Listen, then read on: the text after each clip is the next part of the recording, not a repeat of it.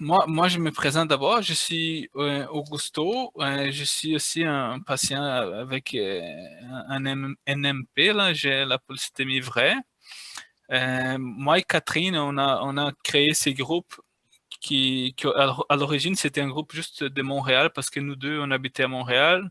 Mais maintenant, on a l'intention d'éteindre les activités du groupe partout au Québec et surtout favoriser la diffusion du contenu, des informations et des rencontres en français.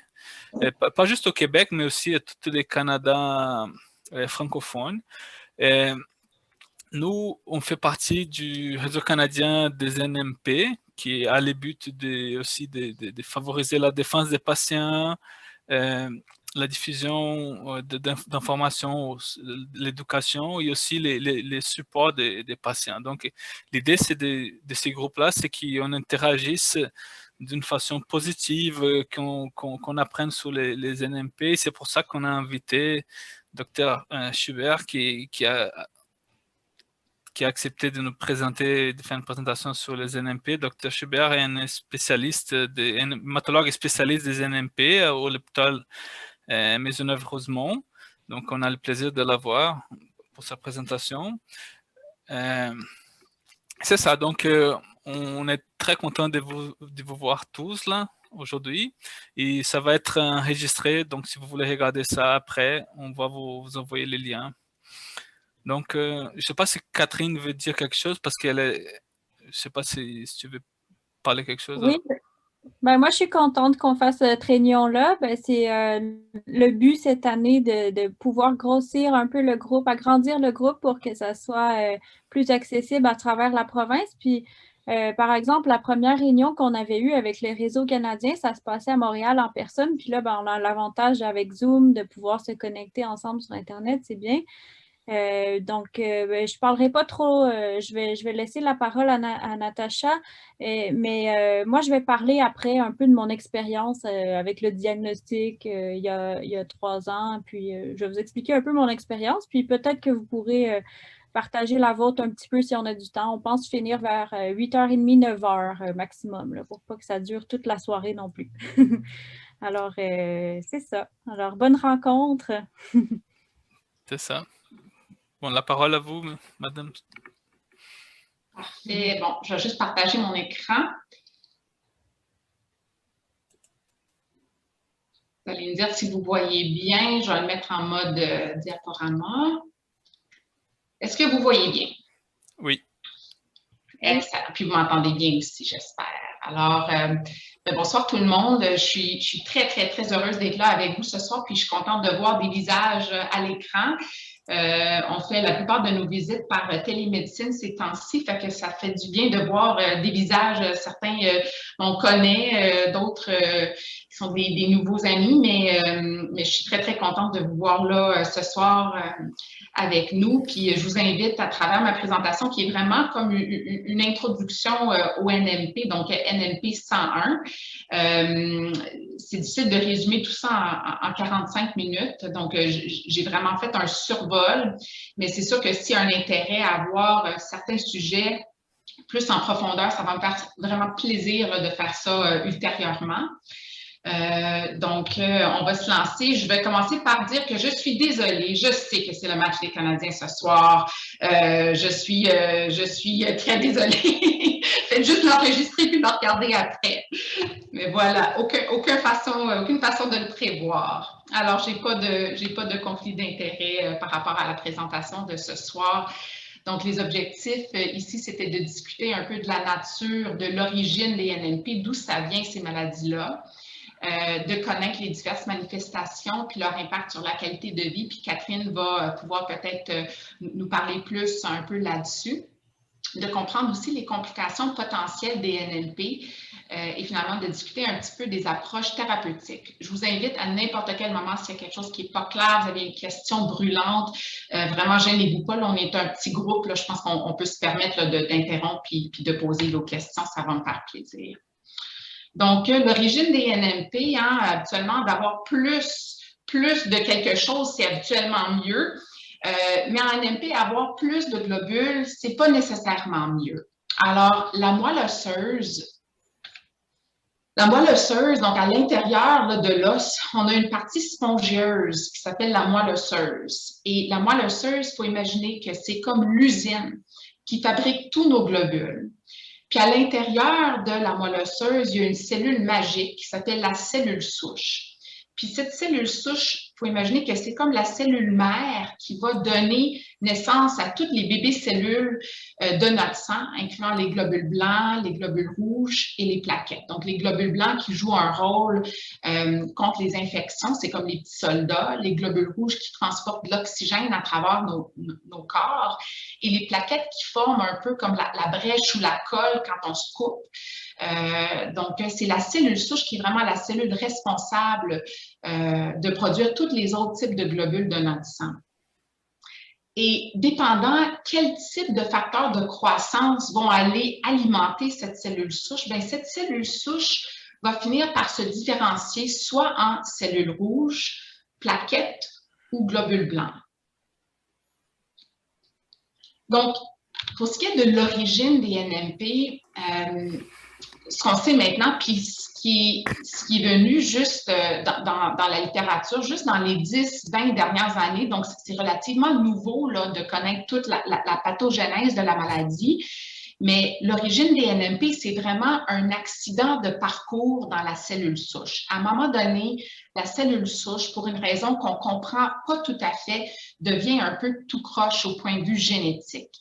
Elle va acquérir une anomalie génétique qu'on appelle une mutation, généralement dans une de ces gènes-là, soit le JAK2, le MPL ou la calréticuline. Et en raison de cette mutation-là ou cette anomalie génétique-là, elle va se mettre à produire sans aucun contrôle, soit beaucoup de globules rouges, ce qui donne la polycythémie vraie, beaucoup de plaquettes, ce qui donne la thrombostose essentielle, ou va finir par causer de la fibrose ou de la cicatrice dans la moelle osseuse, ce qui donne naissance à la myélofibrose. Donc, il faut imaginer quelqu'un ici qui fouette, et aucun contrôle sur la production de nos globules. On a encore maintenant plus de données sur l'origine génétique de ces maladies-là. Et quand je dis génétique, c'est important de savoir, je ne parle pas de génétique en termes de maladies héréditaires. Okay? Donc, vous n'êtes pas né avec ça, puis vous n'allez pas donner ça à vos enfants. C'est vraiment une anomalie génétique acquise, vraiment un accident de parcours et c'est aucunement là, héréditaire. Mais cette anomalie génétique, comme je vous parlais, la plupart des cas de polycythémie vraie, on parle de 95% des cas, vont être porteurs de cette anomalie génétique-là en JAK2. À peu près 50 à 60% des patients avec thrombostose essentielle vont être porteurs aussi de cette mutation-là, mais il y a aussi une bonne partie, 20-25%, qui vont être porteurs d'une autre mutation qui s'appelle la calréticuline. Une petite proportion vont être porteurs de la MPL, puis à peu près 10 à 15% n'auront pas une de ces mutations classiques, ils vont avoir d'autres mutations qui drivent la maladie. Et en myélofibrose, c'est un portrait sensiblement pareil là, à la thrombostose essentielle en termes de type de mutation génétique. Et drôlement, c'est assez nouveau, là, cette information-là sur la pathogénèse là, moléculaire ou génétique de la maladie. Mais même dans les années 50, hein, imaginez-vous qu'il y a un grand hématologue qui s'appelait William Dameshek qui a décrit ces maladies-là. Il faut comprendre que malgré le fait que c'est des maladies indépendantes, uniques l'une de l'autre, c'est quand même des maladies qui s'inscrivent à l'intérieur d'un spectre. Donc, c'est des maladies qui sont quand même reliées l'un à l'autre puis qui peuvent avoir des manifestations cliniques semblables. Je me fais souvent poser la question, est-ce que c'est des maladies rares ou est-ce que c'est des maladies fréquentes? C'est quoi l'incidence de cette maladie-là? Donc, je suis obligée de vous dire que ça demeure des maladies relativement rares. Je vous ai mis des données ici qui proviennent d'une grande étude suédoise. Les Suédois sont reconnus pour garder des registres de cancer là, robustes et solides. Par exemple, en Suède, entre 2000 et 2014, il y avait eu 6200 cas de NMP. L'incidence au total, c'est environ 4,5 patients par 100 000 personnes années. Donc, ça demeure relativement rare.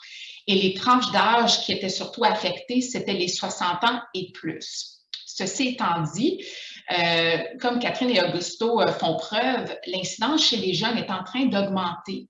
On ne sait pas exactement pourquoi. On pense qu'en partie, le diagnostic devient de plus en plus facile à faire. Donc, on commence à le repérer de plus en plus chez les jeunes, mais l'incidence chez les jeunes est aussi en augmentation.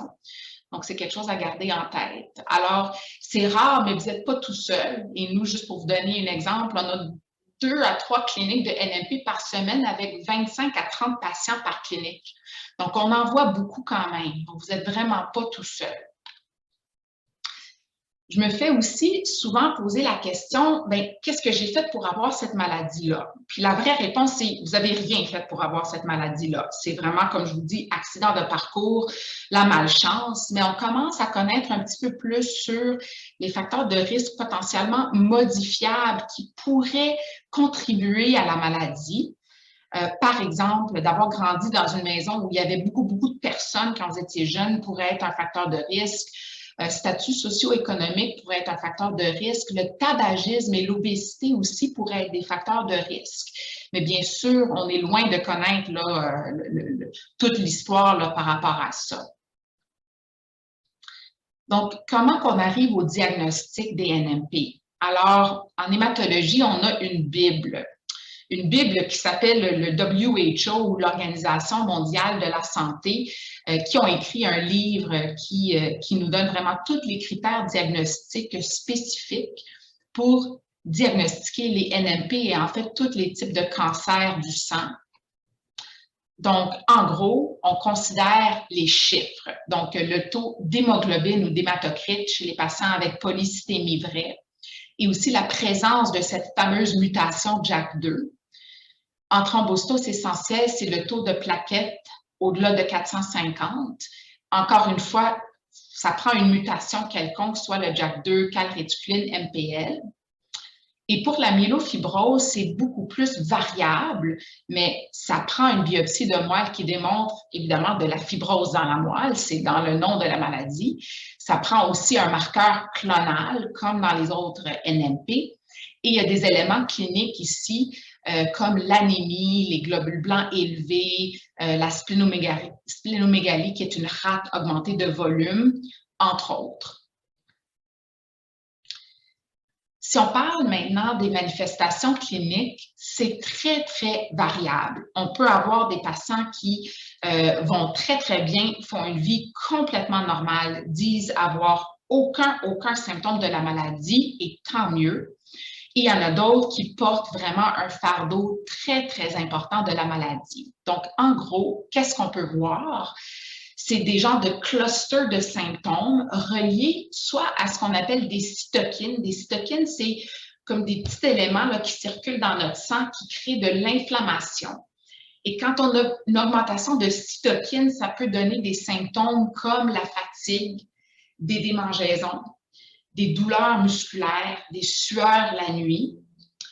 On peut aussi avoir des symptômes reliés simplement à la viscosité du sang ou l'épaisseur du sang. Donc, avoir trop de globules rouges, trop de plaquettes, ça rend le sang plus épais et ça peut donner des maux de tête, des troubles de concentration, des étourdissements, la peau qui devient plus rouge, la vision qui peut devenir brouillée ou trouble. On peut entendre des bourdonnements dans les oreilles. On peut même avoir des engourdissements, des fourmillements dans les mains, dans les pieds. Et aussi un groupe de symptômes qui peuvent être reliés à l'augmentation de la taille de la rate. La rate se situe en dessous des côtes à gauche et quand elle grossit, ça peut faire mal et ça peut comprimer un peu l'estomac. Puis ça fait en sorte que quand on mange, des fois, on mange juste un tout petit peu puis on n'a plus faim. Ça s'appelle la satiété précoce. Donc ça aussi, la splénomégalie peut générer toute une panoplie de symptômes associés.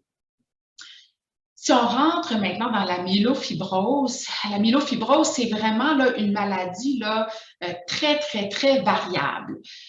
Non seulement on peut avoir les mêmes symptômes qu'on voit en PV, en TE, mais on peut aussi avoir des symptômes reliés à l'anémie, donc fatigue, mal de tête, étourdissement. difficulté à respirer ou le souffle court. On peut aussi, à travers tout ça, être plus prone à faire des infections, à avoir des saignements, faire des caillots, des douleurs osseuses, les démangeaisons, très, très prévalents en myélofibrose. Puis, il peut aussi avoir des symptômes qui découlent de ce qu'on appelle l'hématopoïèse extramédulaire. Hématopoïèse, c'est juste la production de globules. Et extramédulaire, ça veut dire à l'extérieur de la moelle. Donc, des fois, quand la moelle devient fatiguée, épuisée, cicatrisée, mais il y a d'autres parties du corps qui vont prendre la relève et disent, ben moi, je suis capable de faire des globules, donc dans le foie, dans la rate. Parfois, d'autres organes, les poumons, la peau, le cerveau, on peut voir ça à peu près n'importe où et puis ça peut donner des symptômes dépendant d'où on est en train de fabriquer des globules à l'extérieur de la moelle. On a fait une étude en 2007, on a évalué plus que 1000 patients avec NMP pour avoir une idée de la fréquence des symptômes. Et le grand gagnant là-dedans, c'était la fatigue. La grande majorité des patients se disaient fatigués. Et puis, je sais qu'il y en a beaucoup qui vont faire des hypothèses. Ils disent, ben, je suis plus âgée, je travaille beaucoup, le COVID me stresse, mais n'inquiétez-vous pas si vous vous sentez fatigué, vous êtes dans la norme. Vous êtes dans la majorité des patients qui ressentent une fatigue et ça peut être pour plein de raisons, mais sachez que c'est très, très fréquent. Il y a aussi les démangeaisons qui étaient fréquentes plus que la majorité des patients. Les sueurs nocturnes, donc les sueurs la nuit, presque 50% des patients, les douleurs osseuses, faire de la fièvre, perdre du poids de manière involontaire, très fréquent. Une autre question fréquente que je me fais poser souvent, c'est par rapport au pronostic. Docteur, ça a l'air de quoi mon devenir? Est-ce que je vais pouvoir faire une vie normale? À quoi je m'attends avec ma maladie? Et la réponse, c'est encore une fois, généralement, on peut s'attendre à faire une vie relativement normale. Oui, j'ai dit normale, OK? Donc, il ne faut pas voir ça comme un obstacle. Il faut faire attention à certaines choses, mais il ne faut pas arrêter de vivre sa vie. C'est des maladies chroniques. Il y a des chances que vous allez vivre longtemps avec cette maladie-là. Mais on a quand même des facteurs qui peuvent nous indiquer que la maladie peut devenir plus agressive, plus active avec le temps. Et pour ça, on appelle ça la stratification de risque ou la pronostication. Donc, en PV, c'est très simple. On regarde l'âge, donc 60 ans et plus, on est un peu plus à risque. Et on regarde aussi une historique de caillots ou de thrombose. Donc, si tu as un de ces deux facteurs-là, ça va te mettre à haut risque versus un patient à faible risque. En thrombocytose essentielle, c'est sensiblement la même chose. Donc, l'âge est là. Le fait d'avoir fait un caillot dans le passé, c'est aussi un facteur de risque. Il y a aussi le fait d'être JAK2 muté. Ce qui dit JAK2 en général, pour nous, ça dit risque de thrombose. Donc, les patients TE qui sont JAK2 mutés, ce qui est la grande majorité, on pense qu'ils sont un petit peu plus à risque de thrombose. Donc, pour nous, c'est un facteur à considérer également dans la stratification du risque.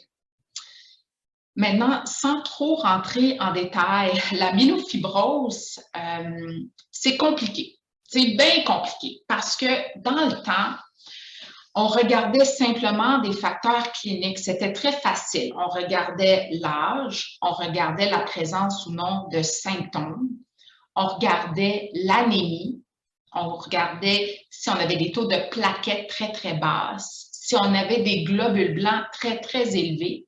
Puis si on avait ce qu'on appelle des blastes, donc des jeunes cellules, comme des cellules de leucémie, dans le sang. Et ça nous aidait à avoir une idée du risque.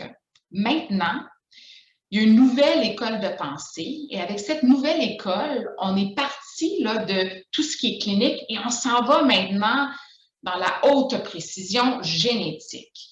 Donc, les nouveaux scores de risque en myélofibrose, pas en PV, pas en TE, mais en myélofibrose, sont maintenant guidés par les mutations ou les anomalies génétiques.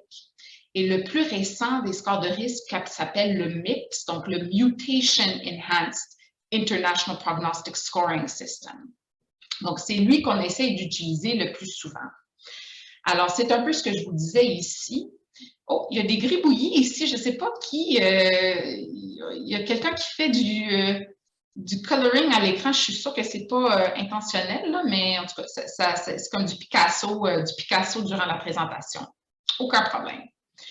Mais juste pour vous dire, c'est un peu ça, là, dans les vieux scores pronostiques, c'est ces facteurs-là qu'on considérait. Puis dans le nouveau là, score pronostic, qui est là, le high precision, high tech, le roi des nouveaux scores pronostiques, c'est de regarder non seulement tous les facteurs cliniques, mais aussi ton driver mutation, donc si tu es JAK2, calréticuline ou MPL, et aussi d'aller faire des tests génétiques plus poussés, puis voir si on a des anomalies génétiques à haut risque au-delà des mutations conductrices.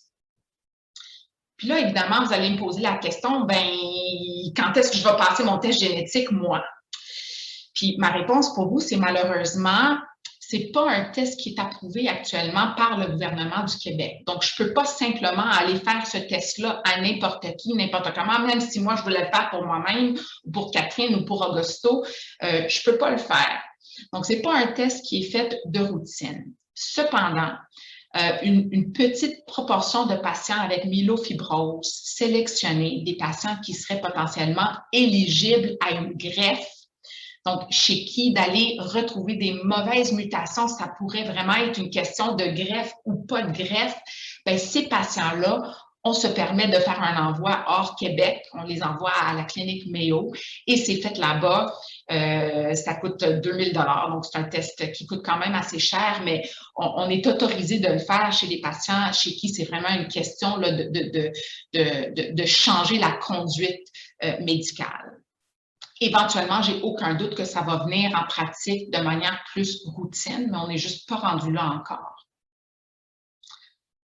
On va passer maintenant aux complications et les outcomes, donc le devenir en NNP, ça a l'air de quoi? Donc, les complications majeures que vous savez peut-être déjà, on en a parlé déjà un peu de la thrombose, donc c'est les caillots, l'hémorragie, c'est des saignements, et la transformation, donc la maladie qui est tranquille, qui se tient comme une petite tortue, qui fait son petit bout de chemin d'année en année, peut à un moment donné s'activer puis devenir un peu comme un lion. Et ça peut finir par donner ce qu'on appelle une leucémie aiguë. Donc ça, c'est un cancer du sang aigu, grave, potentiellement fatal si on ne traite pas rapidement, qui nécessite parfois des traitements de chimiothérapie intensive et parfois même des greffes de moelle osseuse. Ou pour les patients avec polycythémie vraie ou thrombocytose essentielle, la maladie peut aussi se transformer en myélofibrose. N'oubliez pas, c'est un spectre. Ces maladies-là peuvent shifter d'une maladie à l'autre, Donc, ce slide-là, ça provient d'une étude qu'on a faite pendant que j'étais à la clinique Mayo. C'est vraiment une des plus grandes études, j'en suis très fière, c'est une des plus grandes études en NNP. On avait plus que 3000 patients qui avaient été vus à la clinique Mayo durant les plus que 50 dernières années. Donc, non seulement c'est des gros chiffres, mais c'est des données vraiment très, très matures. Alors, pour vous donner une ordre d'idée, puis je ne veux pas que vous allez stresser avec ça, je vous donne des chiffres, mais c'est des chiffres, OK? On prend ça avec un grain de sel, c'est un échantillonnage chez une population, donc chaque patient varie d'une personne à l'autre, mais on avait des médianes de survie globale chez les patients TE de presque 20 ans, PV presque 15 ans, puis myelofibrose 4 ans. Mais ça ne tient pas compte des faibles risques, hauts risques. C'est vraiment tous les facteurs de risque confondus.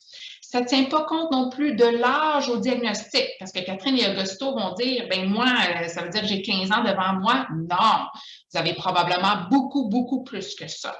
OK? Mais à retenir, la médiane au diagnostic, c'est dans la soixantaine. Donc ça, c'est basé sur des patients qui étaient un peu plus vieux au diagnostic que Catherine et Augusto. Si on regarde maintenant la transformation en leucémie, heureusement, le risque est faible. Okay? Chez les PV, TE, c'était entre 2 à 4 sur 15-20 ans. Okay? Donc, c'est un risque faible. Chez les MF, c'était de l'ordre de 9 donc c'est sûr, le risque est plus élevé chez les MF, mais ça demeure quand même, chez tout NNP confondu, en bas de 10 Okay? Donc, c'est quand même une complication qui n'arrive pas fréquemment.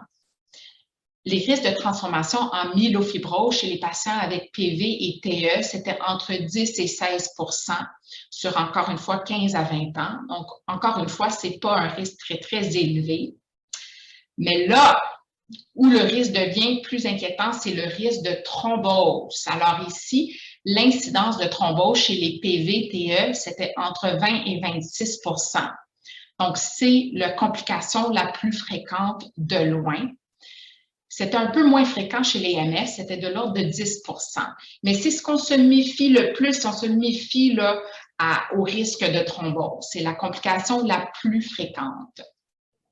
Donc, si on parle de thrombose de caillots dans les veines, dans les artères. Quand ça arrive dans les veines, c'est habituellement dans les jambes, on appelle ça une phlébite ou une phlébite profonde. Là. Puis, quand ça arrive dans les poumons, c'est une embolie pulmonaire. Quand ça arrive dans les vaisseaux artériels, dans le cerveau, c'est un AVC ou un stroke. Dans le cœur, c'est une crise cardiaque ou un infarctus du myocarde. Ça peut arriver aussi même dans les petites artères, dans les jambes. Ça peut donner de la gangrène ou une ischémie là, des orteils, des pieds, des doigts, ces genres de choses-là. Si on regarde l'incidence de caillots chez les patients qui ont des NMP versus des personnes qui n'ont pas de NMP, c'est entre 3 à 10 fois plus de risque. Donc, c'est un risque important et c'est la raison pour laquelle c'est important de traiter pour minimiser ces risques-là. La transformation en myélofibrose puis en leucémie, on retient que c'est des maladies qui ont la tendance là, à éventuellement acquérir d'autres anomalies génétiques. Hein? Et puis, le risque de transformer en fibrose, en leucémie, on ne comprend pas tout à fait pourquoi certains le font, d'autres ne le font pas. On sait qu'il y a des éléments reliés à la maladie, comme je vous parle beaucoup de mutations, mais c'est sûr qu'il y a des mutations qui vont prédisposer à la transformation en leucémie ou en fibrose. Et aussi, pendant de nombreuses années, on était inquiet à un certain degré là, par rapport au traitement, particulièrement l'hydréa. Et il y a eu des questionnements à un moment donné si l'hydréa pouvait possiblement contribuer à la transformation en leucémie. Et il y a une grande étude, encore une fois suédoise, qui est apparue dans un des plus grands journaux médicaux en 2011, avec plus que 11 000 sujets, qui a démontré que l'hydréa ne contribue pas de manière significative à produire des leucémies secondaires. Okay? Mais il y avait certains vieux médicaments comme le pipobromant, le busulfan, des vieux médicaments qu'on utilise à peu près plus maintenant, qui pouvaient contribuer à la transformation en leucémie. Donc, juste un dernier petit mot là, sur les complications cardiovasculaires, parce que, comme je vous dis, c'est ça qu'on voit le plus fréquemment et c'est ça qui cause le plus de décès. Donc, c'est ça, on va s'attarder aux risques cardiovasculaires, non seulement en donnant les traitements qu'on donne chez les patients au risque, mais aussi en faisant un genre de checklist des facteurs de risque cardiovasculaire autres, c'est-à-dire qu'il faut essayer de garder une tension artérielle normale, garder un taux de cholestérol, de triglycérides dans les limites de la normale. Si on est diabétique, contrôler son taux de sucre. Si on fume, il faut arrêter de fumer. Il faut essayer de rester actif, manger équilibré. Donc, tous ces éléments contribuent aussi là, à la santé cardiovasculaire au-delà de nos traitements. Donc, nous, on fait notre part, mais aussi, il faut que vous faites votre part de ce côté-là en essayant de vous garder là, en forme au point de vue cardiaque. Si on parle maintenant de stratégies thérapeutiques, donc les principes de traitement, c'est traiter selon le degré de risque. Donc, c'est sûr que les patients qui sont à haut risque vont se mériter des traitements un peu plus intensifs que les patients à faible risque. Et bien sûr, de traiter selon les symptômes. Donc, quelqu'un qui a des symptômes, même s'ils sont à faible risque, si c'est des symptômes qui dérangent puis qui nuisent au fonctionnement dans la vie de tous les jours, bien, il faudrait traiter aussi. Il n'y a aucun traitement, dans les médicaments, je parle, aucun traitement à visée curative. Okay? Donc, la maladie, elle est là. Il faut coexister avec elle. Il faut essayer de ne pas trop la déranger, de ne pas trop la réveiller, puis espérer qu'elle ne nous dérange pas trop. Le seul traitement qui pourrait être potentiellement curatif, c'est la greffe de moelle osseuse ou la greffe de cellules souches. Mais attention, la greffe de moelle osseuse, c'est une grosse procédure. C'est très, très risqué.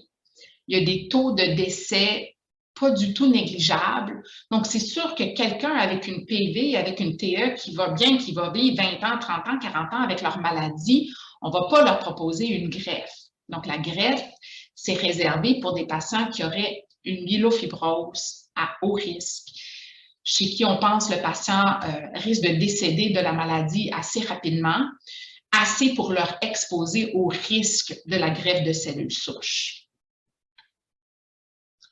Donc, très, très brièvement, en résumé, les traitements pour la PV, pour tout le monde, au début, on offre des saignées, donc des phlébotomies pour viser l'hématocrite, ce qui est le volume de globules rouges sur le volume du sang total.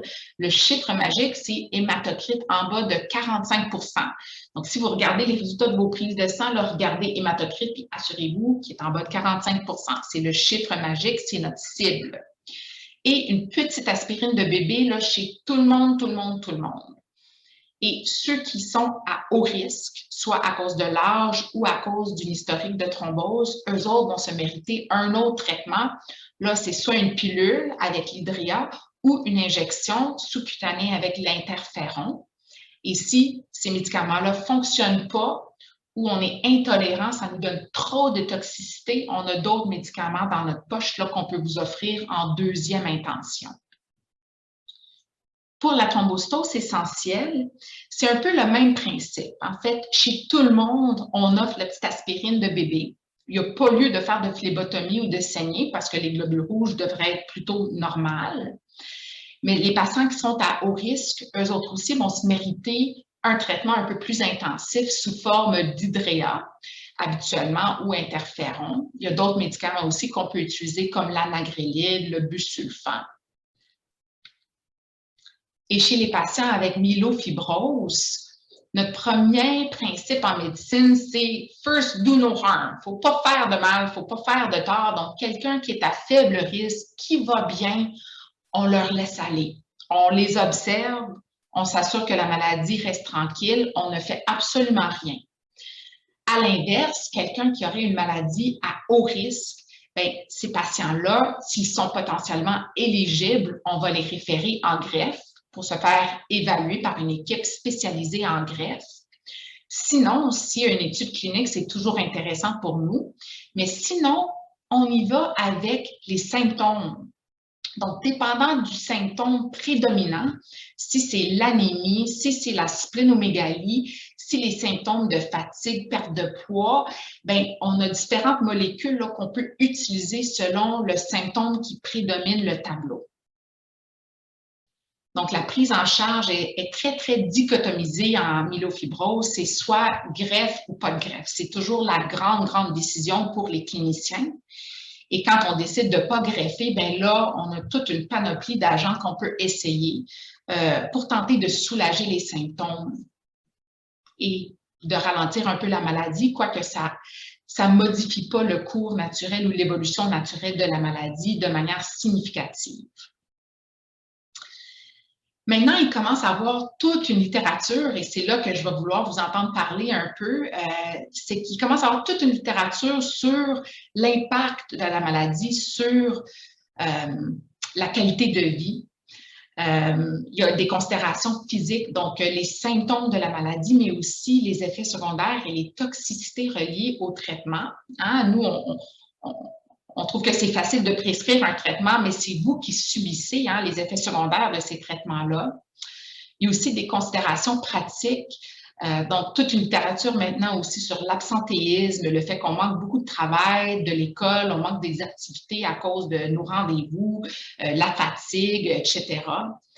Il y a aussi une question d'altération des interactions avec la famille, avec nos proches. Puis bien sûr, des considérations psychosociaux, Il y en a beaucoup qui vont mentionner le stress de vivre avec une étiquette de cancer, même si c'est un cancer chronique, puis que vous pouvez vivre une vie relativement normale pendant de nombreuses années.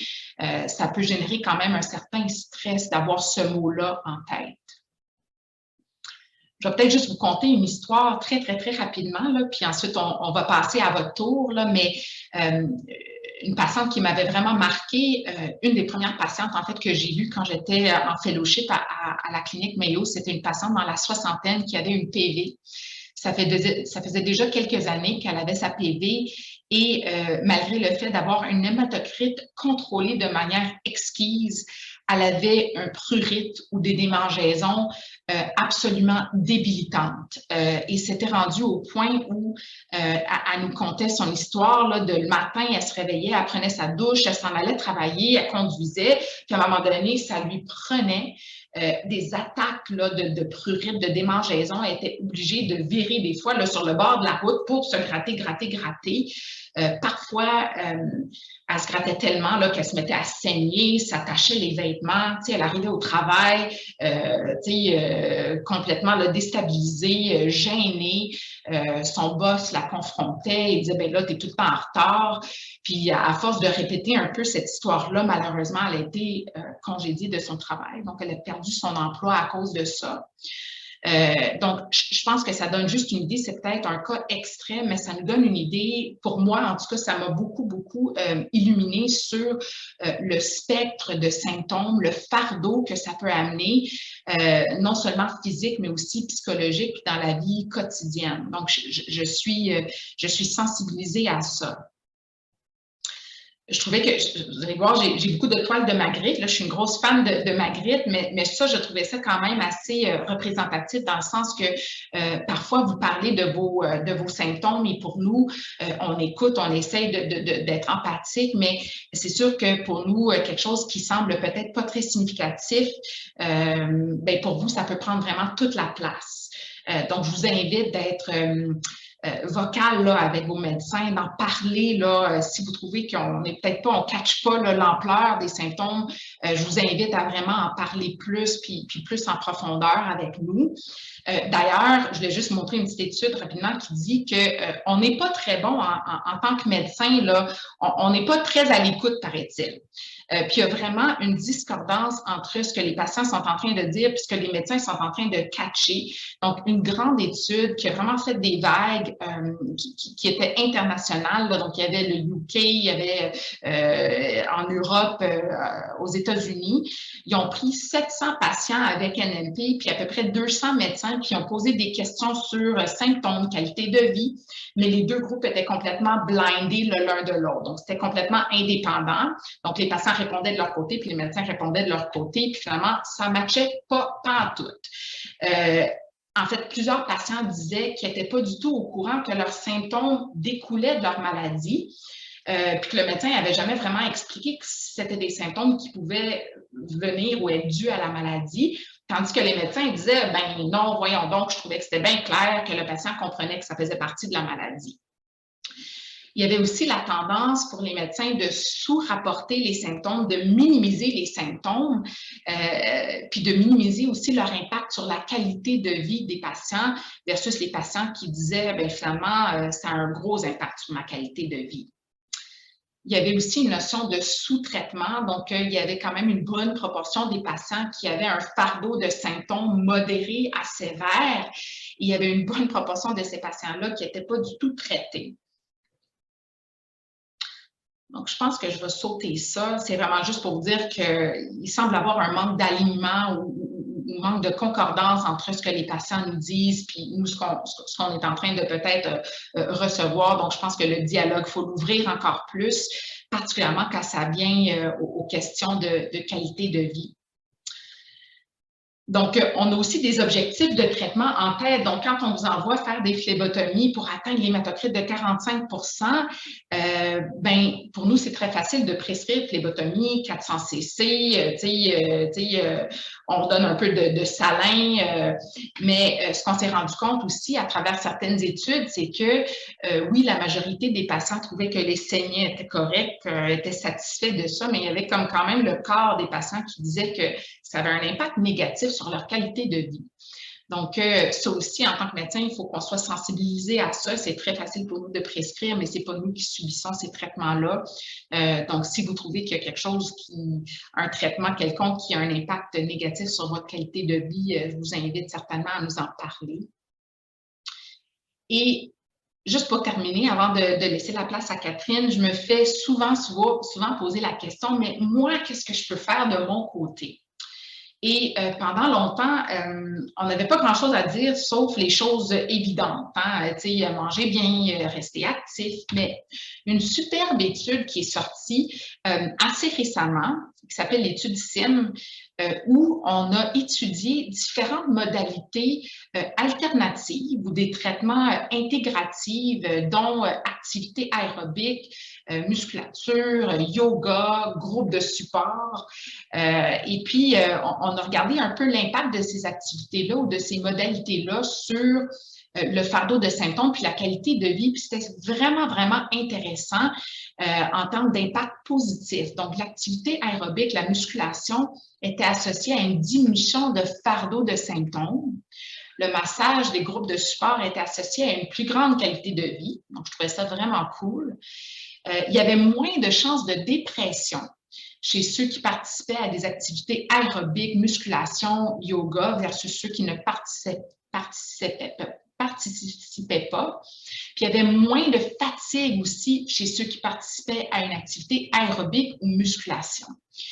Maintenant, c'est peut-être une question de l'œuf et la poule. Peut-être que ceux qui participaient avaient à la base plus d'énergie, donc étaient moins fatigués. Alors, who knows, mais je pense que c'est quand même intéressant. Puis, je suis convaincue que ça ne peut pas faire du mal. Et là, finalement, en termes de suppléments, parce que ça aussi, c'est une autre question qu'on se fait poser, y a-t-il quelque chose que je peux prendre qui pourrait m'aider?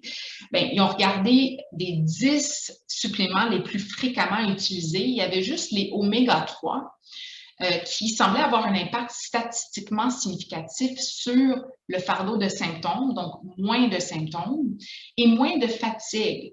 Donc, ça nous a un peu attiré l'attention. Il y a certainement des études pour valider là, à venir. Donc, je ne dis certainement pas de prendre ça, là, tout le monde, allez vous acheter du oméga-3.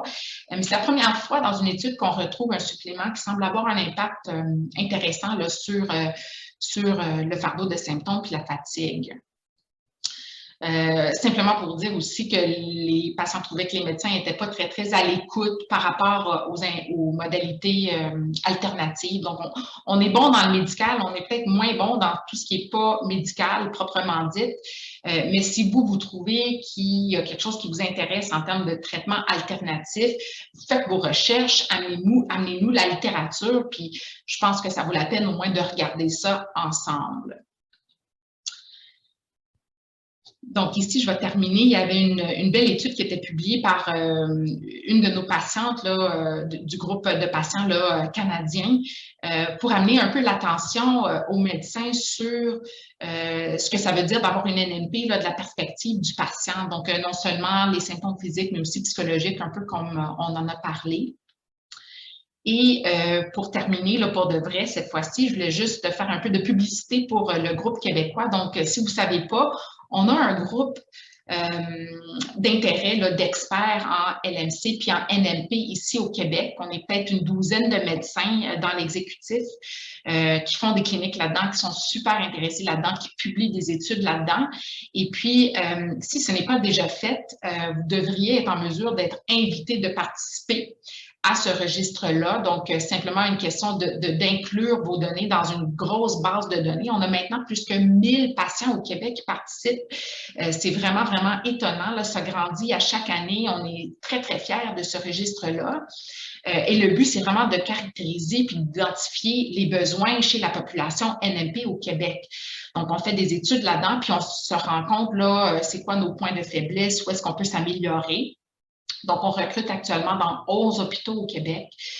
Donc, si vous êtes parmi ceux-là, puis on ne vous a pas proposé d'être membre du registre, bien, mentionnez-le à votre hématologue, puis on va vous inclure certainement. Donc, ça a l'air de ça, notre population, comme je vous dis, plus que 1000 patients à date. Et on a besoin de vous. Donc, si vous n'êtes pas là-dedans, je vous invite à vous joindre. Il n'y a vraiment aucune conséquence. Tout est anonyme, confidentiel. Donc, juste une question de regarder vos données pour mieux s'orienter dans la recherche. Donc, les messages take-home, les NMP, c'est des maladies du sang chronique, clonales, acquises, secondaires à des mutations génétiques. Les manifestations cliniques, on s'en est beaucoup parlé, mais c'est très, très variable. Les complications potentielles sont aussi variables, mais surtout, on parle de complications cardiovasculaires. Donc, il faut optimiser non seulement nos traitements, mais aussi les facteurs de risque, donc hypertension, cholestérol, diabète, tabagisme. Puis, je vous invite à ouvrir le dialogue sur le fardeau des symptômes puis l'impact sur votre qualité de vie avec votre médecin. On est là pour ça. Voilà ma partie. Je vais inviter à Catherine maintenant peut-être de nous parler un peu là, de son expérience. Oui, bien merci, c'est vraiment intéressant. On est content aussi parce que ça fait plaisir d'entendre quelqu'un de québécois parler de ça parce que dans nos réunions qu'on a eues avec le groupe canadien, jusqu'à maintenant, c'était tout en anglais. Fait que merci beaucoup, puis c'était vraiment dynamique, puis on a bien compris en général, c'est un beau portrait. Moi, je vais vous parler un peu de mon... un petit témoignage, dans le fond, de comment ça s'est passé, mon diagnostic, jusqu'à aujourd'hui. Donc, moi, j'ai été diagnostiquée à l'âge de 28 ans avec la thrombocystémie essentielle. Et puis, tu sais, c'est ça. Moi, là, maintenant, j'ai 30 ans. Donc, ça fait seulement que 2 ans et demi, je dirais, que j'ai été diagnostiquée. Et puis, ça a été difficile, surtout le diagnostic. Dans le fond, c'est cette étape-là qui, pour moi, a été un choc parce que, bon, je commençais à travailler, tu sais, au niveau professionnel. Tu sais, j'avais été à l'étranger en Espagne enseigner le français. Puis là, je m'en venais de travailler à la Place des Arts. Puis là, tu sais, c'était comme un travail qui me stimulait beaucoup, d'être adjointe à la direction pour une organisation qui gère des événements artistiques. Donc, là, moi, j'étais super emballée. Puis là, j'avais eu des maux de tête parce que, en fait, j'avais eu un accident de vélo, j'étais tombée sur la tête. Fait que là, je me disais, bon, OK, ça fait déjà 1 an de ça, cet accident-là, je vais voir mon médecin. Puis là, OK, les maux de tête persistent, on va faire les analyses sanguines, tu sais, une formule sanguine complète. Et puis là, il me dit, bon, ben, les plaquettes sont vraiment hautes. Ça faisait très longtemps qu'on n'avait pas fait des plaquettes. Fait que une analyse comme ça, c'était à peu près 725 de plaquettes. Fait que là, il m'envoie à l'hématologue à Sherbrooke. Moi, je viens de Sherbrooke, donc mon médecin est dans cette région-là. Et puis là, ben, on fait les tests sanguins, puis une biopsie. Mais tout le temps d'attente avec le résultat de la biopsie, j'étais super stressée. En fait, c'est parce que j'ai été accompagnée par ma mère qui avait fait du bénévolat à l'étage de l'oncologie. Tu sais. Puis là, ben, aller en oncologie avec ma mère, comment ça je veux avec ma fille qui n'a même pas 30 ans? Tu sais, c'est un stress quand même. Fait que déjà, d'être avec une personne qui m'accompagnait qui était stressée, moi, ça m'a stressée aussi. Fait que, ben, 1 mois plus tard, j'ai reçu mes résultats. Puis, ce qui s'est passé est particulier un peu, c'est que mon médecin qui me suivait à Sherbrooke, je ne veux pas le nommer ou quoi que ce soit, mais il y avait un trouble qui m'a dit qui est l'Asperger. OK? Donc, c'est un médecin qui a un trouble d'Asperger. C'est en fait, les émotions, c'est pas ce qu'il y a de plus facile à comprendre avec quelqu'un qui a l'Asperger. Puis, ma réaction, bon, j'ai versé quelques larmes. J'étais comme, bon, c'est quoi qui va m'arriver? Tu sais, c'est quoi cette maladie-là? Je n'ai jamais entendu parler de ça.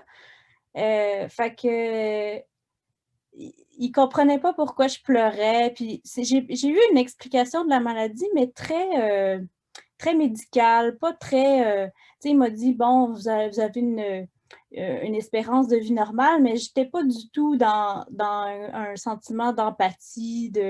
C'était très froid. Puis moi, ce que j'aurais aimé, ben, c'est de pouvoir m'ouvrir, puis qu'on m'explique bien les choses, qu'on me rassure.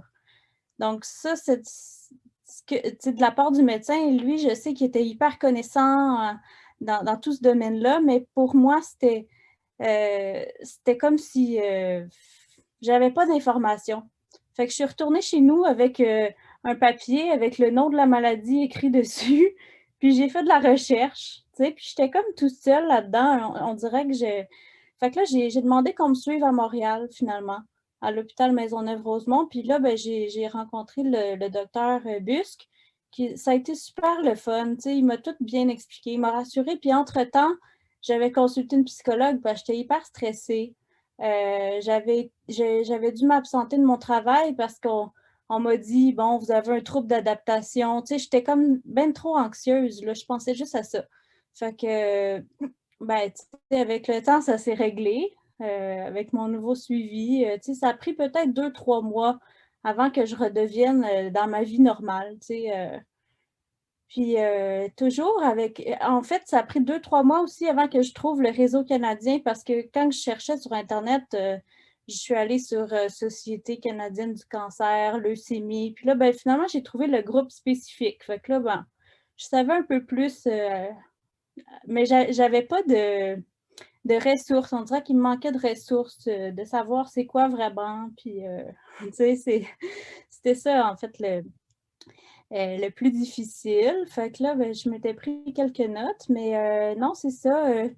Maintenant, depuis ce jour-là, ça va bien. Tu sais, je veux dire, j'ai pas eu aucun accident, aucun problème. Je prends l'aspirine de bébé, puis tu sais, j'ai continué ma vie. Puis comme la médecin Natacha disait, c'est juste faire des activités qui aident à se détendre, comme du yoga, de l'activité physique. Moi, je faisais déjà beaucoup de natation, fait que je continue ça. Aussi, ben, de m'impliquer, justement, ben, ça fait, dans le réseau, ben, ça fait comme on a un contact, on peut s'échanger un peu nos craintes. Puis, tu sais, la plupart, on a des vies normales. Il y en a qui ont peut-être des traitements qui sont plus difficiles, là, la médication. Mais ça fait plus d'effets secondaires. Mais nous, c'est sûr qu'on est des sujets plus jeunes aussi. Donc, on voit, moi, je vois pas ça comme un problème. En fait, ce qui m'inquiète dans la maladie, puis sûrement que plein d'autres d'entre vous, c'est de faire comme des thromboses. Parce que, c'est le risque. Puis moi, je me disais, c'est quoi une thrombose? Est-ce que je vais le sentir? Est-ce que, Puis là, on m'a dit, ben oui, vous allez sentir si vous avez un caillot dans une jambe ou quelque chose. Le plus inquiétant, je pense, c'est les AVC parce que des fois, on ne peut pas nécessairement déceler ça. Puis quand notre niveau est très élevé de plaquettes ou d'autres cellules, je pense que ça peut être dangereux, parce que c'est une question de temps, les AVC. Fait que ça, moi, je pense que c'est ça qui est le plus stressant. Sinon, le suivi est bien fait aux 3 mois à peu près. 3 ou 4 mois. Puis, ben là, moi, en fait, comme je vous disais, c'était à l'âge niveau professionnel, mais c'était aussi à l'âge de fonder une famille. Fait que là, ben moi, je suis en ma 2e grossesse en ce moment. Je suis enceinte de 4 mois. Puis, j'ai eu un premier bébé. Puis, ma grossesse a super bien été. Il y avait un suivi plus accru, plus de rendez-vous. En fait, qu'est-ce qui est le plus difficile au niveau des symptômes que je vous dirais que j'ai eu, c'est que, pendant la grossesse, on a des symptômes, bon, on est plus enflé, on a plus mal aux jambes, etc. Mais c'est puis c'est parce qu'on a un volume sanguin plus élevé pendant la grossesse. Puis, quand j'ai accouché, après la première naissance de ma fille, c'est que les plaquettes, ils ont beaucoup augmenté. Le fait que pendant la grossesse, j'avais beaucoup de sang, c'était comme dilué. Puis là, après mon accouchement, ça a monté beaucoup, beaucoup. Puis là, c'était comme si mes jambes étaient bloquées. Tu sais, j'avais beaucoup de difficultés à bouger bien les jambes. On dirait que c'était comme si j'avais les jambes dans le béton en me levant le matin, tu sais, comme vraiment difficile à marcher, puis tout ça. Puis là, ben, on a réalisé que ça avait peut-être un lien avec l'augmentation des plaquettes qui étaient beaucoup. Fait que là, ben là, sont plus diluées encore. Mais il y avait, tu sais, l'enjeu de... J'étais rendue à plus qu'1 million là, de plaquettes.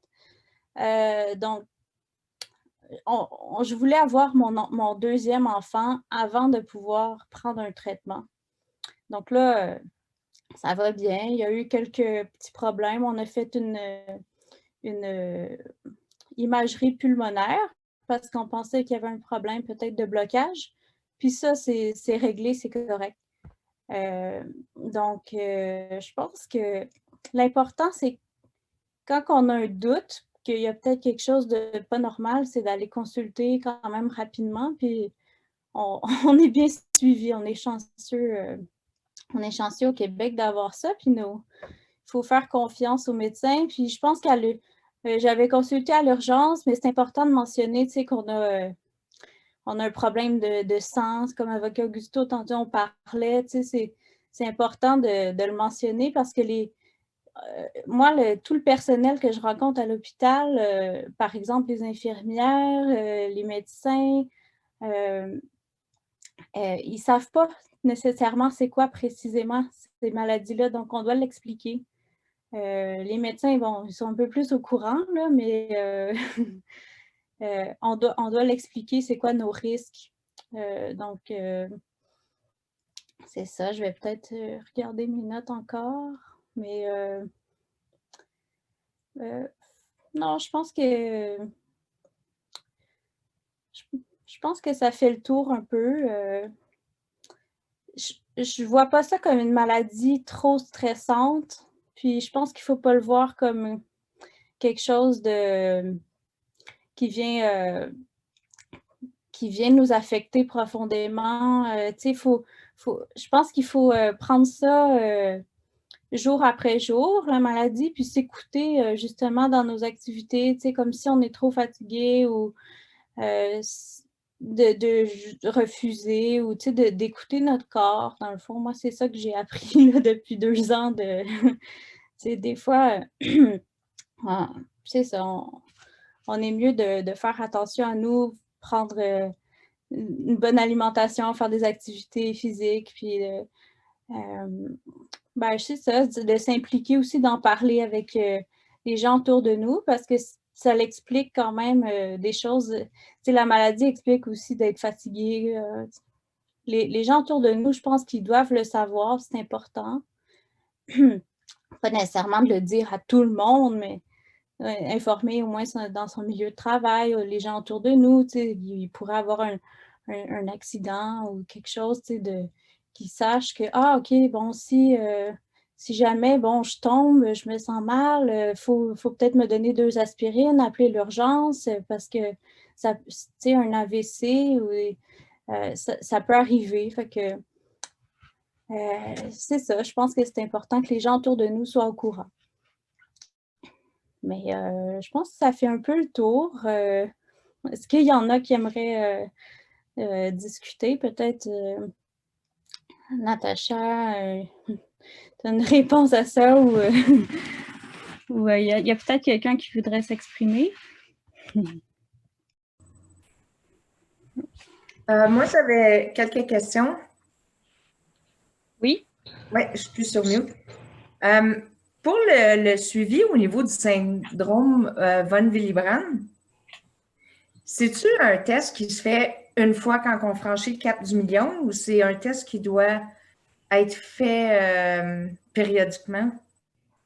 C'est une excellente question. En fait, c'est rare d'avoir des maladies von Willebrand acquises chez des patients qui ont en bas de 1 million de plaquettes. Donc, 1 million ou 1000, là, dépendant de comment vous le regardez. Mais donc, typiquement, si on est en haut d'1 million, c'est là qu'on s'inquiète potentiellement pour ça et on fait un test à ce moment-là. Et après ça, à moins que les plaquettes changent de manière significative, il n'y a pas lieu de faire un test de von Willebrand systématique régulièrement. Il n'y a vraiment aucun intérêt à faire ça, à moins que les plaquettes, comme je vous dis, changent de manière drastique. Donc voilà, on ne le fait pas, nous, de routine périodiquement. On le fait vraiment juste s'il y a un changement. Soit si à un moment donné, vous dépassez pour la première fois le 1 million, ou si quelqu'un saigne, bien sûr, là, on va le faire. Mais si les plaquettes sont sensiblement stables, on ne le répète pas nécessairement. OK. Si des saignements, ce serait des saignements spontanés? Ou mettons un saignement hors proportion, tu te cognes, puis quelque chose, mais là, ça saigne. Fait que soit saignement hors proportion ou un saignement spontané, effectivement. OK. Puis, combien souvent, on devrait être suivi à quelle fréquence, comme une fois aux 6 mois ou une fois par année ou une fois aux 3 mois? Ou ça dépend? Ouais, moi, je serais pas tout à fait à l'aise de faire un suivi aux 6 mois ou aux années, même si la maladie va bien, puis vous allez bien. Des fois, on peut avoir des petites surprises dans les prises de sang. Donc, typiquement, quelqu'un qui est relativement stable aux 3-4 mois, je pense que c'est tout à fait raisonnable. Parfois, les patients avec myélofibrose, on va les suivre un petit peu plus de proche, surtout dans la première année ou 2 là, du diagnostic. Peut-être c'est plus au mois ou 2 mois. Mais pour les PVTE qui sont relativement stables, aux 3-4 mois, tout à fait raisonnable. OK. J'ai un peu un manque de confiance avec mon médecin. Si je voudrais voir un médecin qui spécialise plus dans les MPNs, je procède comment? Donc, habituellement, premièrement, ça ne devrait pas être tabou. Ça ne devrait pas être tabou de demander à votre médecin d'avoir une autre opinion, de dire, je sais qu'il y a des centres de référence. Nous, on en voit beaucoup là, des deuxièmes opinions ou des prises en charge, cliniques spécialisées prises en charge. On en voit quand même assez régulièrement. Donc, je pense que si vous mentionnez à votre médecin, écoute, je sais qu'il y a des cliniques spécialisées là-dedans, j'aimerais, je pense, voir quelqu'un qui ne fait quasiment que ça. Puis votre médecin a juste à nous envoyer une demande de consultation prise en charge avec un peu des notes de suivi de votre historique. Puis, ça va nous faire plaisir là, de vous voir. À Maisonneuve-Rosemont, vous prenez des nouveaux patients? Oui. OK. Oui. Il y a aussi la possibilité, des fois, on fait un entre-deux, puis, mettons, quelqu'un qui habite loin, mais qui veut quand même avoir un peu notre avis, notre expertise de temps en temps. Des fois, on fait des visites, une fois par année, juste pour faire un peu, mise au point, puis comment ça va. Puis ensuite, les visites entre les deux, bien, vous voyez votre médecin usuel, mais nous, on vous voit ponctuellement juste pour être sûr que les choses sont bien alignées. Ça, c'est l'autre possibilité. Okay. Il me proposait au dernier rendez-vous d'écarter ça au 1 an.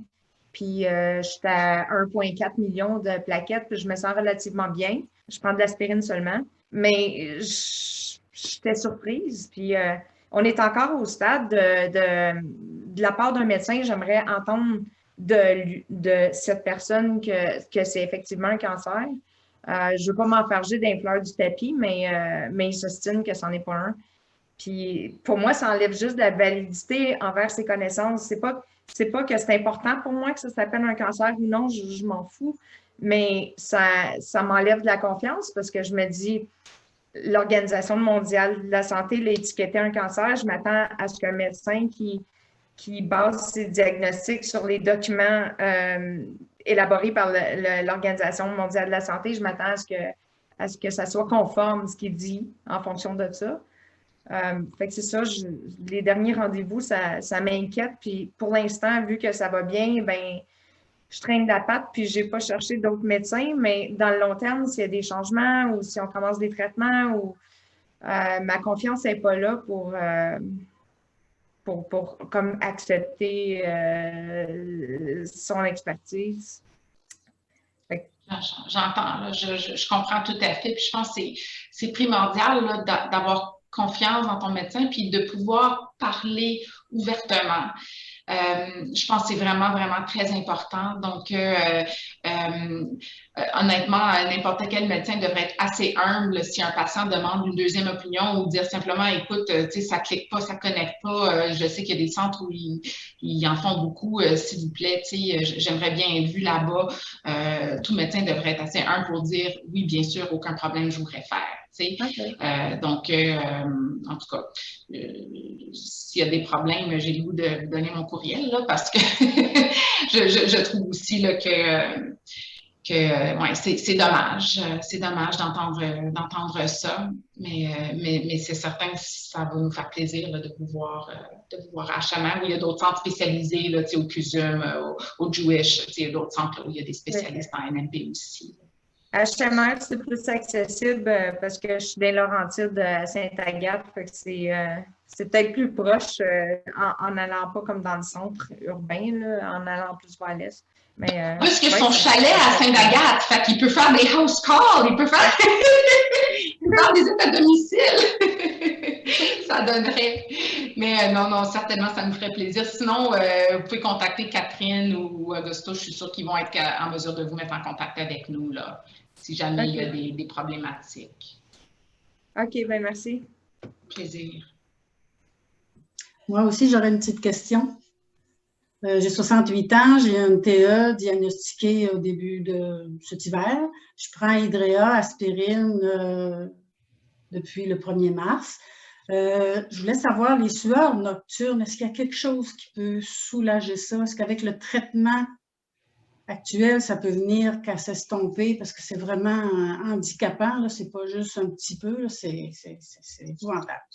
Est-ce qu'il y a un petit traitement pour ça qu'on pourrait avoir? Oui, c'est vraiment problématique, les sueurs nocturnes. Je suis désolée de l'entendre. C'est un des symptômes les plus difficiles à gérer. Je suis pas tant surprise que l'Hydrea fonctionne plus ou moins parce qu'on sait que c'est pas un super médicament pour les sueurs nocturnes, malheureusement. Il y a un médicament qui serait mieux pour les sueurs nocturnes, mais qui malheureusement n'est pas approuvé en TE.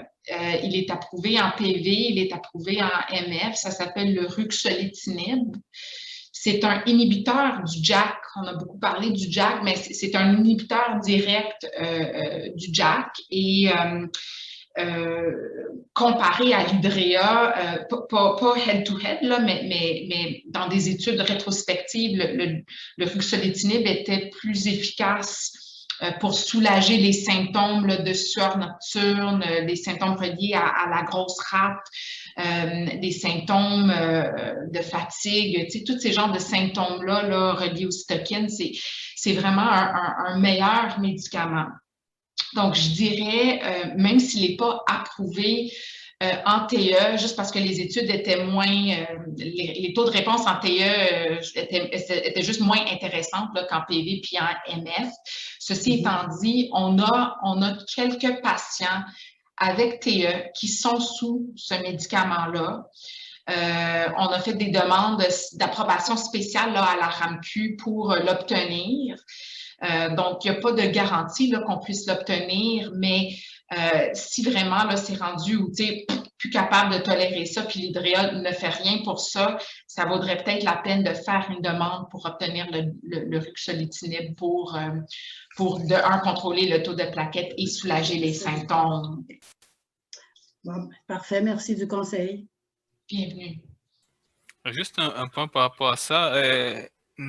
Les réseaux canadiens des NMP, je ne sais pas exactement comment faire, mais si vous avez besoin d'aide pour plaidoyer auprès des assurances, auprès des autorités, je sais qu'il y a un groupe à l'interne du réseau canadien qui aide les patients avec ces genres de questions. Donc, si jamais vous avez des difficultés, il faut juste nous contacter. On va essayer de vous mettre en contact avec les gens qui peuvent vous aider avec ça. On peut parfois aussi faire des demandes de compassion auprès de la compagnie directement. Donc, ça, des fois, en désespoir de cause, ça pourrait possiblement aussi être une option.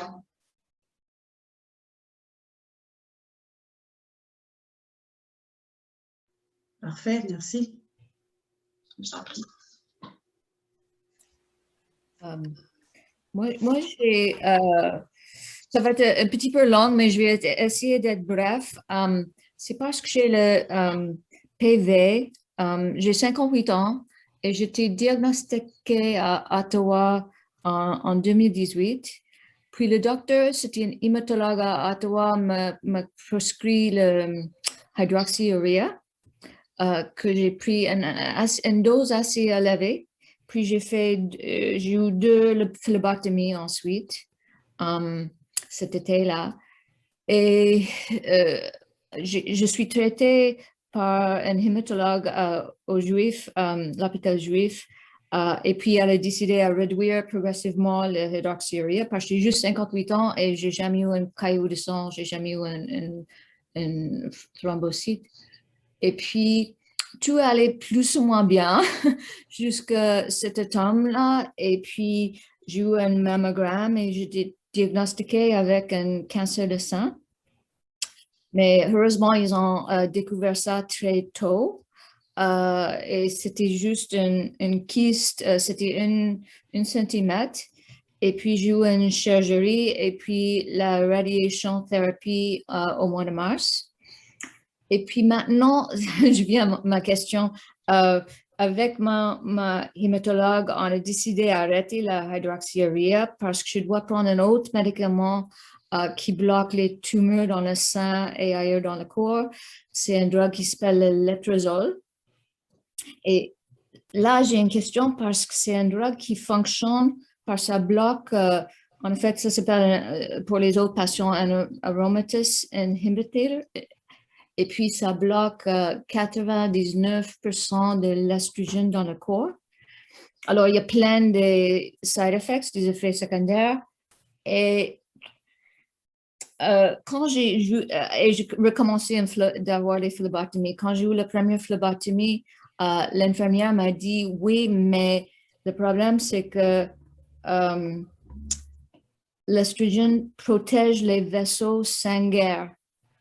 Alors, je suis un peu pris entre le traitement avec le letrozole et puis le polycythemia vera qui en tout cas, c'est un peu une contradiction entre le traitement que je dois suivre pour une autre condition et ce qui est bien pour protéger les vaisseaux sanguins.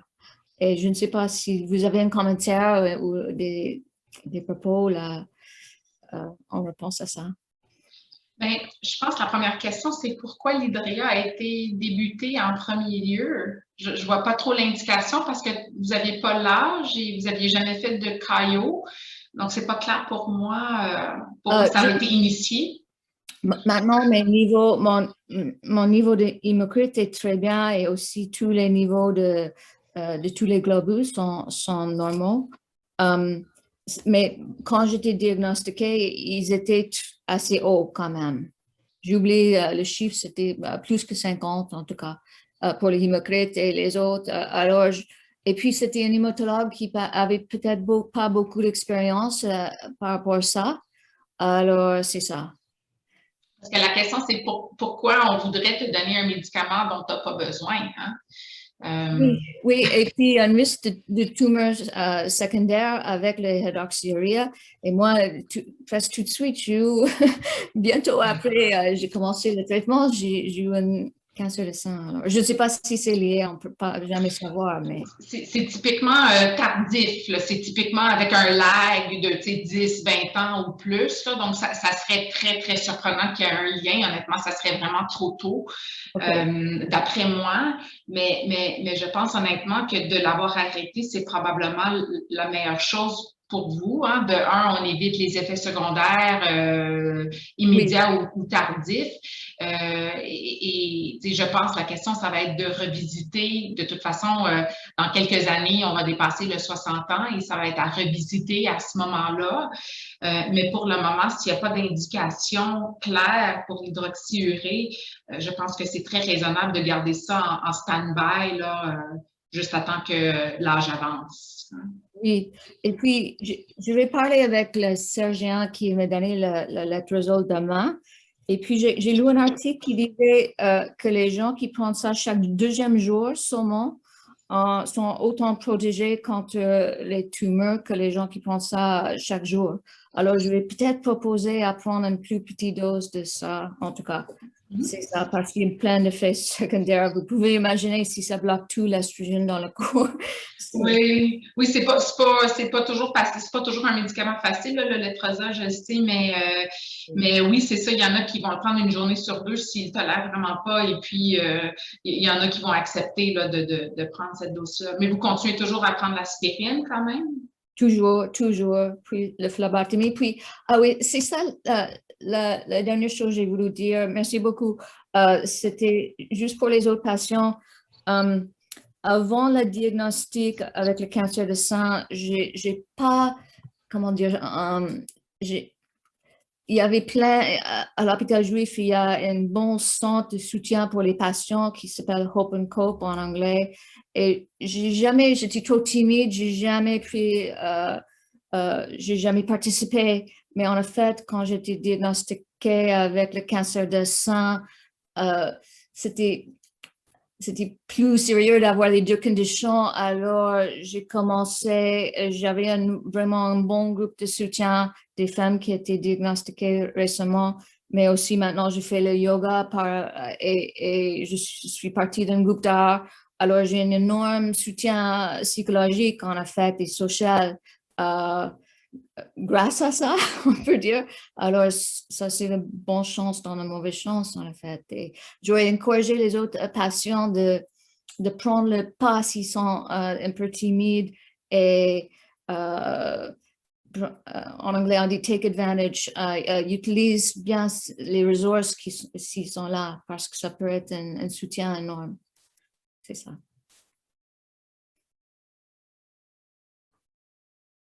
OK, merci beaucoup. Merci. Est-ce qu'il y a d'autres questions? Ou des commentaires, ou je ne sais pas. Oui, j'aurais moi. Oui, bonjour. En fait, moi, je suis une patiente de TE depuis bientôt 40 ans. Alors, j'ai été diagnostiquée, je venais d'avoir 19 ans.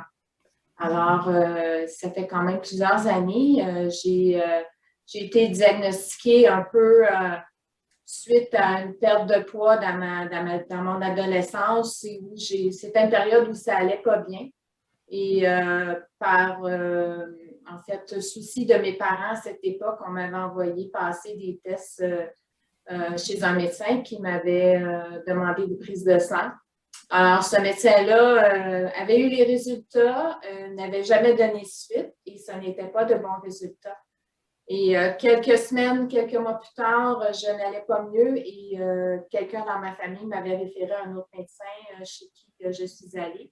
Et là, en fait, on m'a dit que je devais me présenter à l'hôpital. On m'attendait à Maisonneuve-Rosemont très rapidement. Et j'avais au-dessus de 3 millions de plaquettes sanguines. Alors, j'ai été hospitalisée et là, prise en charge par plusieurs médecins depuis à l'hôpital Maisonneuve où je suis traitée. Je suis vraiment choyée d'être à cet hôpital. Donc, Dr. Schubert est maintenant un de mes médecins. Mais quand on m'a diagnostiquée, moi aussi, j'étais jeune aussi et je ne comprenais pas vraiment ce qui se passait pour moi. Je me questionnais, je me disais, bon, qu'est-ce que j'ai, tout ça. Mais dans ces années-là, on n'avait jamais parlé vraiment de cancer.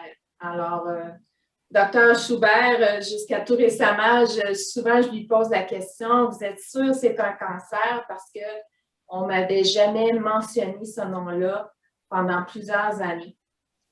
Ce mot qu'on ne veut pas entendre. Mais finalement, au fil des années, moi, j'ai peut-être parce que j'étais jeune, parce que j'étais peut-être un peu naïve et insouciante, je n'ai jamais comme focusé sur le fait que j'étais atteinte de cette maladie rare-là.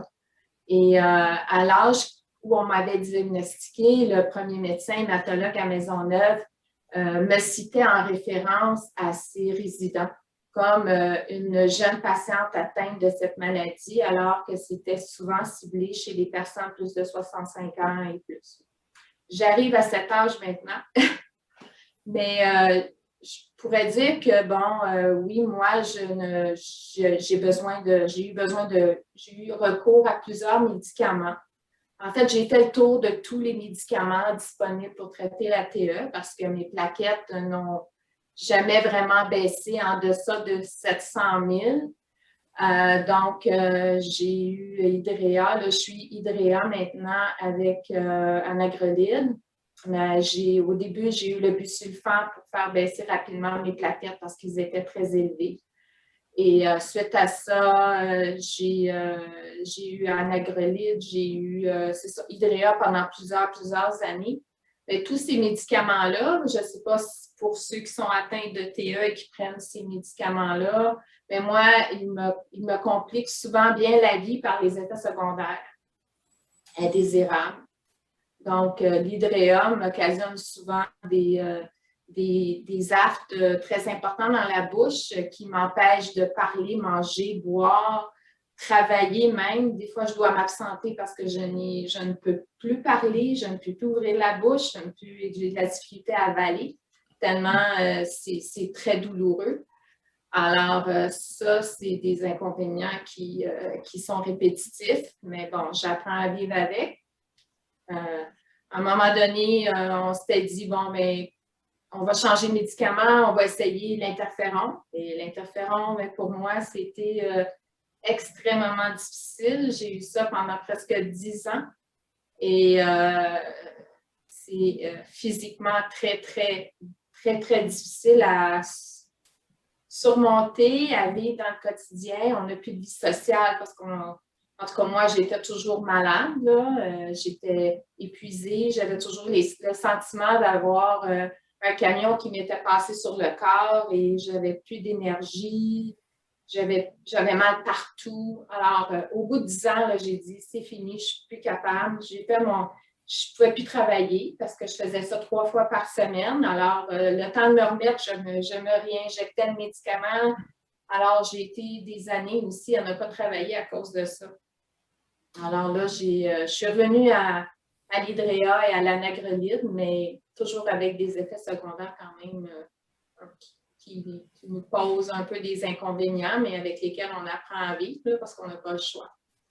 Mais ceci étant dit, ça fait 40 ans, je suis une fille super active, j'ai toujours été active, je vis ma vie au jour le jour. Mais j'avoue que peut-être parce que là, j'approche la soixantaine, que j'ai plus, peut-être un peu plus je me fatigue peut-être un petit peu plus vite. J'ai plus conscience que j'ai moins d'endurance, même si je suis quelqu'un qui n'arrête pas dans ma journée, là. Mais c'est ça, alors c'est juste pour en même temps parler à Catherine là, qui a été diagnostiquée à 20 quelques années, bien, il y a des bonnes chances que tu puisses en vivre plusieurs années sans vraiment de conséquences graves. En tout cas, ça, pour moi, c'est comme ça que ça s'est passé. Là. Alors, je pense qu'il faut prendre ça au jour le jour. C'est mon histoire.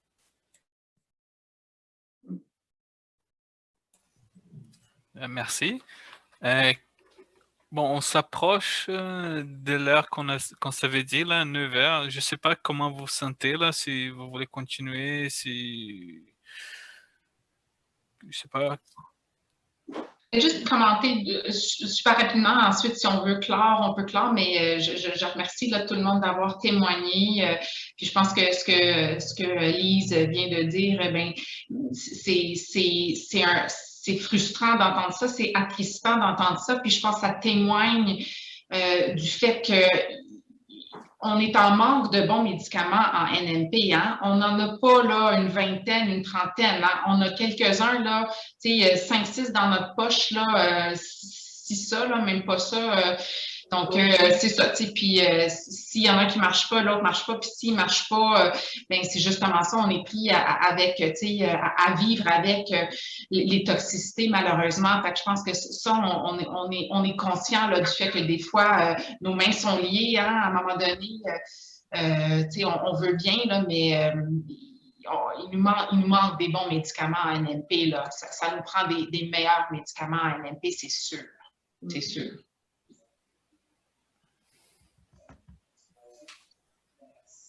Merci beaucoup. Est-ce qu'il y avait d'autres questions avant qu'on se quitte?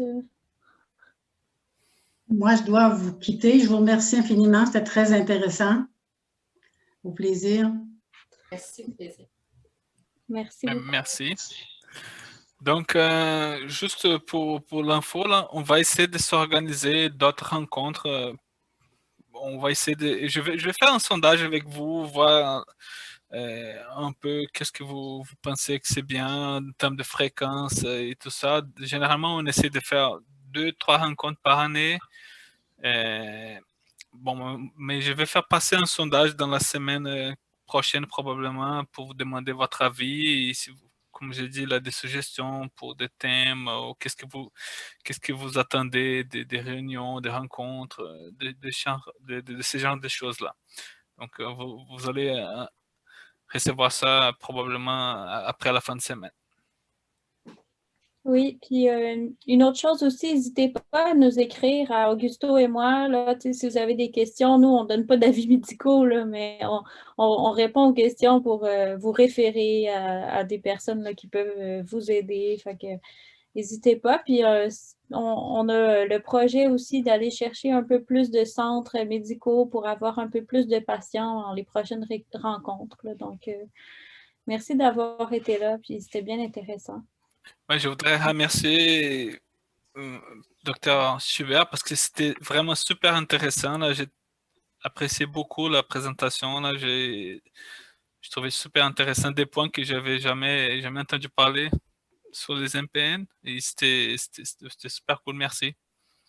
Merci beaucoup. Merci à tout le monde. Merci à vous d'avoir partagé. J'ai trouvé ça très agréable. Fait que, au plaisir, on se reverra éventuellement, c'est certain.